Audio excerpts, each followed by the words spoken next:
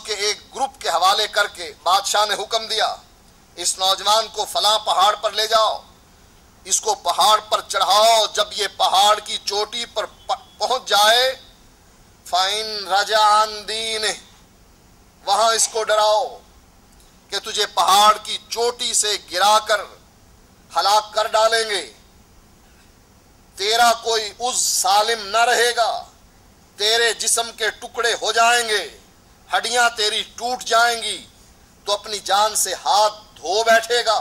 فَإِن رَجَعَ عَن دِينِهِ، اگر تو یہ ڈر کر دین کو چھوڑ دے تو ٹھیک، وَإِلَّا فَتْرَهُ، اور اگر یہ نہ چھوڑے پھر اس کو اس پہاڑ کی چوٹی سے لڑکا دینا۔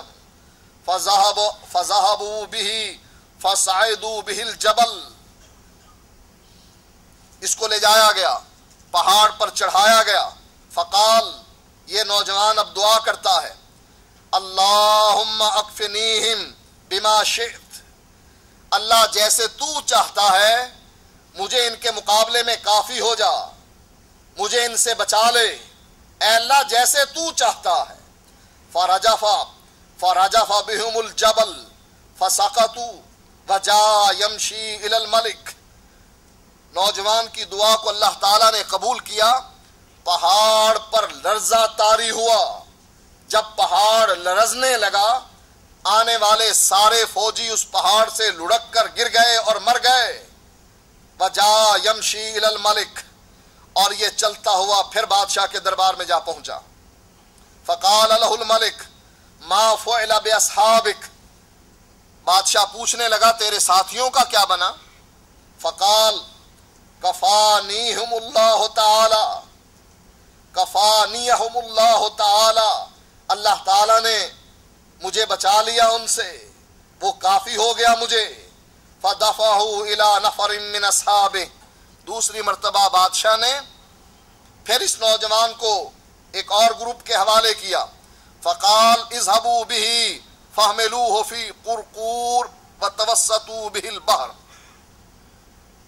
اور اس پارٹی سے اس گروپ سے کہنے لگا بادشاہ اس کو کشتی میں بٹھاؤ اور سمندر کے دریا کے درمیان میں اس کو لے جاؤ۔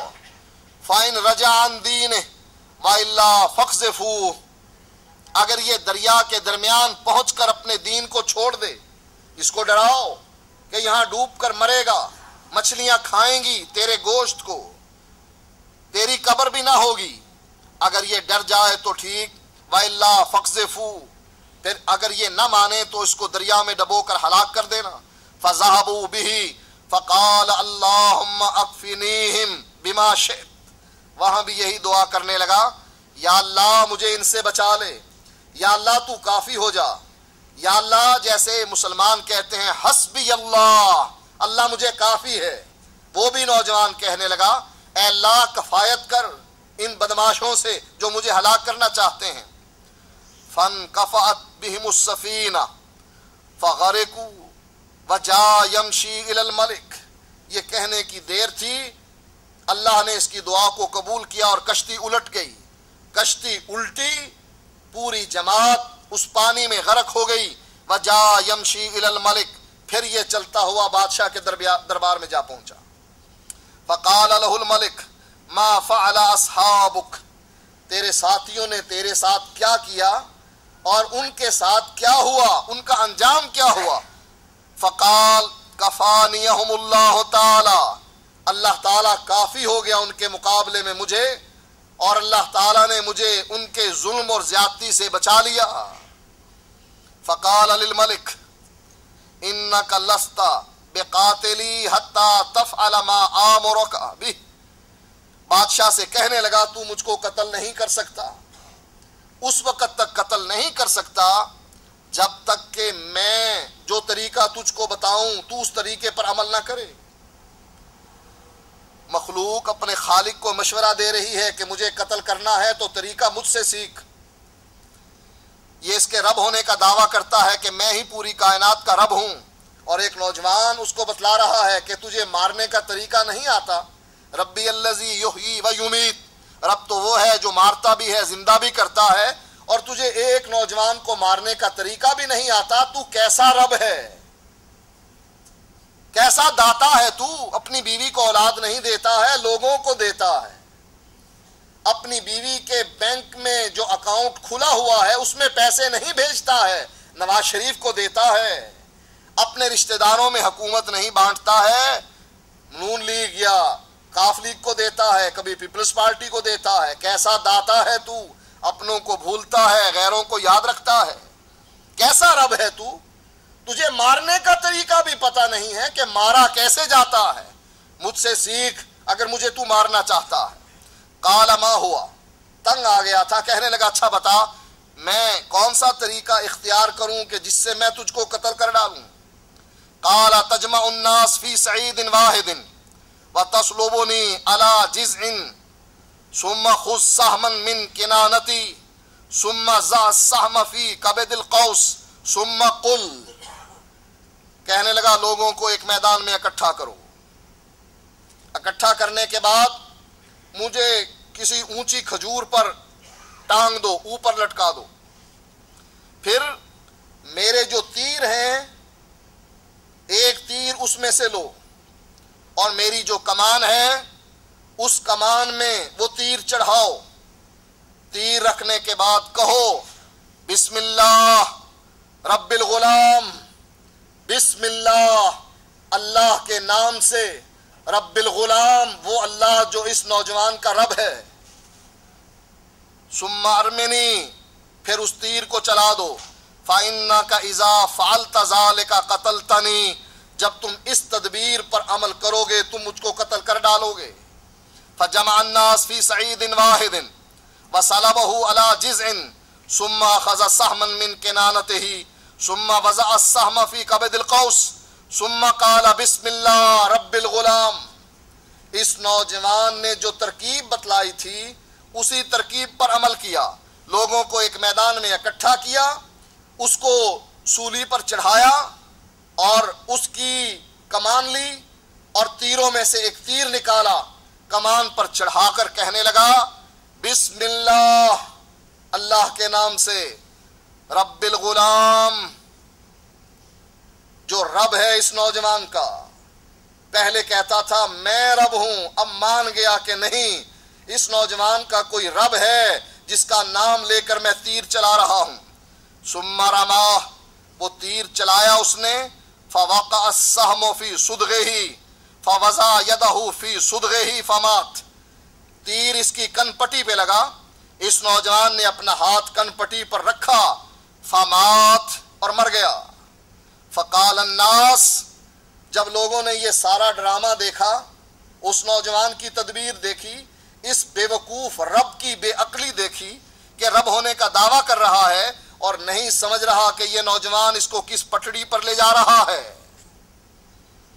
یہ چاہتا تھا کہ لوگوں کے سامنے یہ رب اس بات کا اقرار کرے کہ میں رب نہیں بلکہ رب وہ ہے جس پر یہ غلام ایمان لے کر آیا ہے، یہ نوجوان ایمان لے کر آیا ہے، جس کا نام لے کر میں اس نوجوان کو قتل کر رہا ہوں، اصل میں رب وہ ہے۔ نوجوان یہ سکھانا چاہتا تھا لوگوں کو عقیدہ توحید، اور عقیدہ توحید اس جھوٹے رب کی زبان سے سکھانا چاہتا تھا۔ فقال الناس آمنا برب الغلام، جب لوگوں نے یہ بات سنی کہ بادشاہ بھی یہ کہہ رہا ہے کہ اس نوجوان کا ایک رب ہے، تو پکار اٹھے آمنا برب الغلام، ہم اس نوجوان کے رب پر ایمان لے آئے۔ جیسے فرعون نے جادوگروں کو اکٹھا کیا تھا، موسیٰ علیہ السلام کا معجزہ تھا، لاٹھی پھینکی سب رسیاں ہڑپ کر گیا۔ فَأُلْقِيَ السَّحَرَةُ سُجَّدًا، سارے جادوگر سجدے میں ڈال دیے گئے، دل میں ایمان آ گیا، سر زمین پر رکھ لیا۔ فرعون کہنے لگا میری اجازت سے پہلے ہی ایمان لے آئے ہو، میں تمہیں سولی پر چڑھاؤں گا۔ کیا جواب دیا؟ اے فرعون کیا کر سکتا ہے تو؟ ہماری دنیاوی زندگی ہی ختم کر سکتا ہے۔ فَافْعَلْ مَا شِئْتَ، کر جو تیرے دل میں آتا ہے، ہماری زندگی کو ختم کرنے کے علاوہ تیرے اختیار میں کچھ نہیں ہے۔ یہاں یہی بات ایمان لے آئے، وہ جادوگر کیا کہنے لگے؟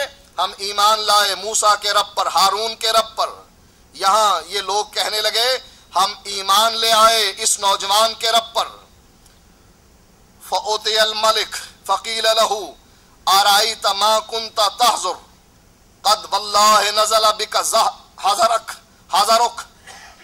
لوگ آئے اس کے پاس اور کہنے لگے بادشاہ اسی بات سے ڈرتا تھا نا تو کہ میرے علاوہ کسی کو رب نہ بنانا. تو نے اپنے ساتھی کو قتل کیا, پھر تو نے اس راہب کو قتل کیا, پھر تو نے اس نوجوان کو قتل کیا. کس لیے؟ کہ کہیں عقیدہ توحید لوگوں میں نہ پھیل جائے. اس نوجوان کی تدبیر کو تو سمجھ نہ سکا, رب ہونے کا دعویٰ کرتا رہا, لیکن تجھے اس بات کا علم نہیں ہوا کہ یہ نوجوان تجھ سے کیا تدبیر چلا رہا ہے, تیرے ساتھ کیا کھیل کھیل رہا ہے. دیکھا تو نے, تیرا خطرہ سامنے آ گیا, سارے لوگ مسلمان ہو گئے. کہنے لگے قد آمن الناس فامر بالاخدود. جو قرآن کی صورت آپ نے سنی, سورت بروج, جس میں اللہ فرماتا ہے قتل اصحاب الاخدود, خندقوں والے قتل کر دیے گئے. یہ ہے وہ واقعہ خندقوں والوں کا جس میں بادشاہ نے خندقیں کھودنے کا حکم دیا. خندقیں کھودی گئیں اور اس میں آگ جلائی گئی. وقال, آگ جب جلنے لگی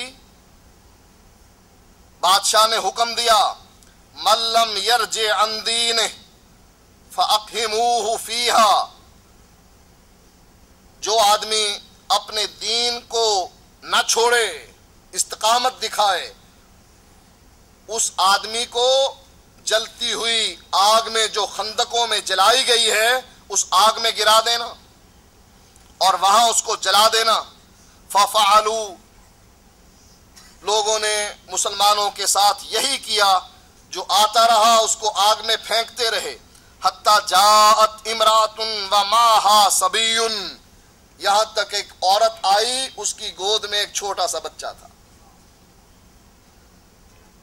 وَمَعَهَا صَبِيٌّ لَهَا فَتَقَاءَسَتْ أَن تَقَعَ فِيهَا فَقَالَ لَهَا الْغُلَامُ. وہ جب خندق کے کنارے, آگ والی خندق کے کنارے پر پہنچی, وہ جھجکی, رکی, ڈر گئی کہ کہیں آگ میں گر کر میرا بچہ نہ جل جائے. اس کو نصیحت کرتا ہے وہ چھوٹا سا بچہ جو گود میں ہے. فقال لها الغلام یا امہ اصبری فإنک علی الحق. ماما صبر کرو, تو حق پر ہے, عقیدہ توحید پر ہے. اس آگ سے نہ ڈر, یہ آگ نہیں بلکہ یہ تیرے لیے جنت ہے. اس آگ میں گرتے ہی تو سیدھی جنت میں پہنچ جائے گی. جیسا کہ نبی اکرم صلی اللہ علیہ وآلہ وسلم فرماتے ہیں دجال آئے گا, اس کے پاس جنت بھی ہوگی, دوزخ بھی ہوگی. اس کی جہنم سے نہ ڈرنا, اس کی دوزخ سے نہ ڈرنا. جب وہ تمہیں دوزخ میں ڈالے, دوزخ میں چلے جانا, بے دریغ بے خوف دوزخ میں داخل ہو جانا. وہ دوزخ نہیں, وہ اللہ تعالیٰ کی جنت بن جائے گی. فطوبى للغرباء, جو اس موقع پر استقامت دکھاتے ہیں جب فتنوں کا دور شروع ہو جاتا ہے, شرک پھیل جاتا ہے, توحید چھپ جاتی ہے. اس موقع پر جو عقیدہ توحید میں پختہ ہوتے ہیں, استقامت دکھاتے ہیں, اللہ تعالیٰ کا انعام ان پر نازل ہوتا ہے. اور ان انعاموں میں سے ایک انعام اللہ کا وہ گھر جنت ہے جو اس کو مل جاتا ہے, مرتے ہی اسے جنت میں داخل کر دیا جاتا ہے. یہ سب سے بڑا انعام ہے. آئندہ کبھی ذکر کریں گے کہ اس کے علاوہ اس کو کیا کیا نعمتیں ملتی ہیں. وآخر دعوانا الحمدللہ رب العالمین.